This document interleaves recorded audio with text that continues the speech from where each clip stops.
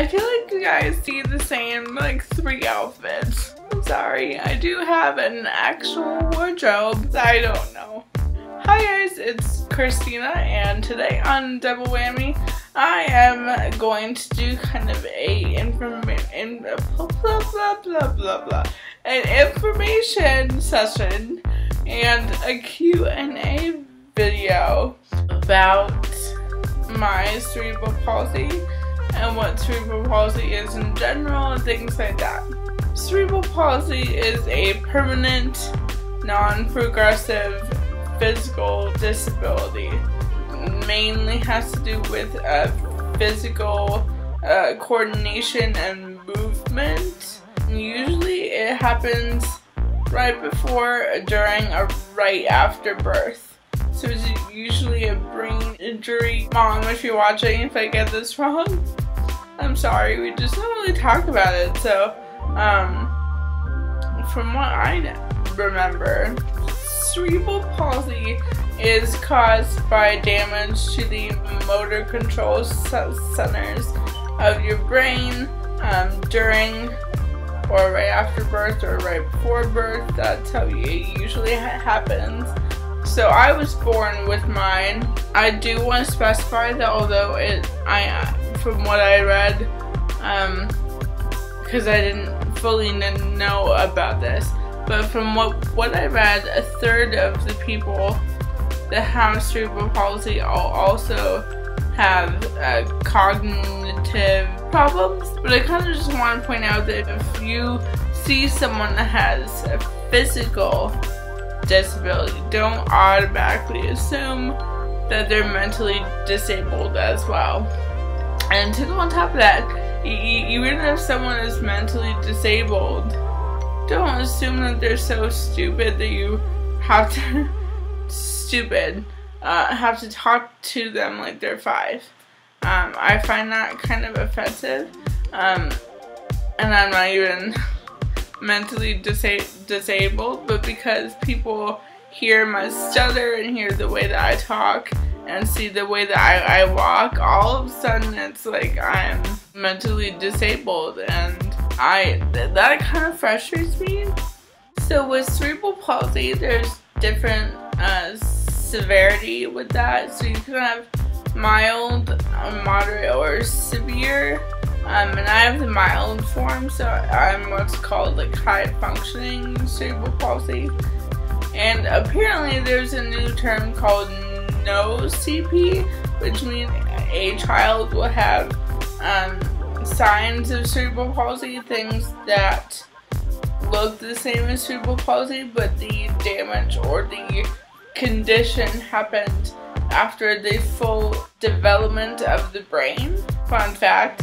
You can also classify cerebral palsy into a topographical distribution, and like I said before, it could affect your whole body or just one side of your body or just one limb. Monoplegia, which is when one of your limbs, so either one of your arms or legs, is affected, and that is it. Diplegia means that your legs are affected more than your arms. Hemiplegia indicates that, so if you drew a line down the middle of yourself, one side is affected and one side is not. Paraplegia means your lower body with your 2 legs are affected, and that's it. Your upper body is not affected. So there's triplegia, which means 3 out of the 4 limbs are affected and then 1 limb is not, and that could be both arms and 1 leg, or 2 legs and 1 arm. What I have, the double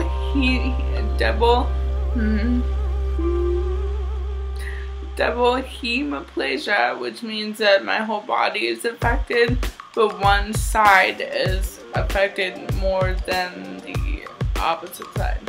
So for me, my right side is more severe than my left, but my left is still affected. The tetraplegia, which means all 4 limbs are affected, but 1 limb is less affected. Quadriplegia, which means that all 4 limbs are involved the same way. Quadriplegia, which means all 4 limbs are affected as well as your neck and head. So that also would come with problems with breathing or consuming food. And so there's 2 types of cerebral palsy regarding motor function: spastic or non-spastic. And spastic means increased muscle tone, and then the non-spastic one is you're really loose, you can't hold your head up, which also comes to muscle tone. You can have hypertonia, which was what I was talking about, so you can be really, really tight and not flexible. Hypotonia, which means that you're really loose and you have floppy limbs. So hypertonia is associated with spastic cerebral palsy, and hypotonia is associated with non-spastic cerebral palsy. And then you also have ataxic cerebral palsy, which affects your balance, your walking gait, which is what I have as well. So because I have multiple subtypes of cerebral palsy, they just call it mixed CP. And I know that's a lot of information, but that's all the different parts of CP. So now we're going to go into the questions that I got from some people. Question 1 was, were you born with CP? Yes, I was born with CP. Question 2 is, how old were you when you began to walk? And I believe from what my mom told me, I was around 2. When I started walking at 2, it was like barely walking. I think I fully started walking probably a few months after I turned 2. Question 3, did you take special courses in school or were you mainstreamed? I was mainstreamed. I mean, I went to public school until like 3rd grade, and then I went to a private school, but I didn't take any additional courses. I just was in a private school compared to a public school. So, but I was mainstreamed. I don't think I ever took like special ed courses. I just grew up taking a lot of physical therapy. I was at physical therapy probably 3 times per week when I was a little kid, and I really fully kind of stopped that when I was 18, and then on and off after that. I kind of went back to it when I felt like I needed to. Question 4 was, did you receive services such as physical therapy? So I just said that. So yes, I took physical therapy my entire life. And then question 5, were students either curious about your CP or were you bullied a lot? Both. I think when you're a little kid, like in 1st grade, they're not as judgmental as they are in like 5th grade. I remember being in a wheelchair in 1st grade because I had surgery on my legs, and all the kids just had fun pushing me around in my wheelchair and racing with me and things like that, and they didn't really, like, they didn't judge me for being in a wheelchair. They found ways to play with me because I was in a wheelchair, and so it was never a negative thing. But I did get bullied when I was older, like 3rd grade. I do have to say between 3rd and 5th grade it was pretty good, just within my grade of people. At my private school, they were very nice. All the kids, well, most of the kids were accepting, and we kind of became a big group of people. I still talk to them today, so that's good. And then high school is just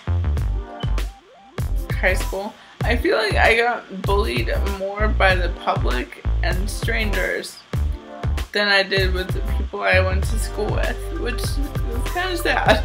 Question 6. For those people that do have CP, what would you suggest to them? Well, regardless of what type you have, whether you're like me and you have mild cerebral palsy, or whether you have severe cerebral palsy, don't ever let people affect your personality. Don't ever become, and it's hard. I've definitely gotten through bouts of depression. There are days when, and I'm usually a really happy person, and a lot of people tell me that, but there are days when I'm so frustrated with my body. So frustrated. And you don't want to do anything.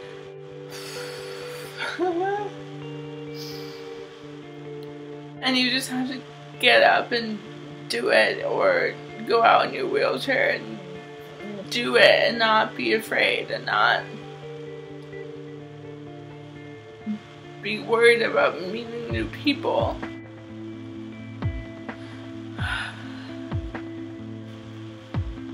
Because for a long time, I went through a period of time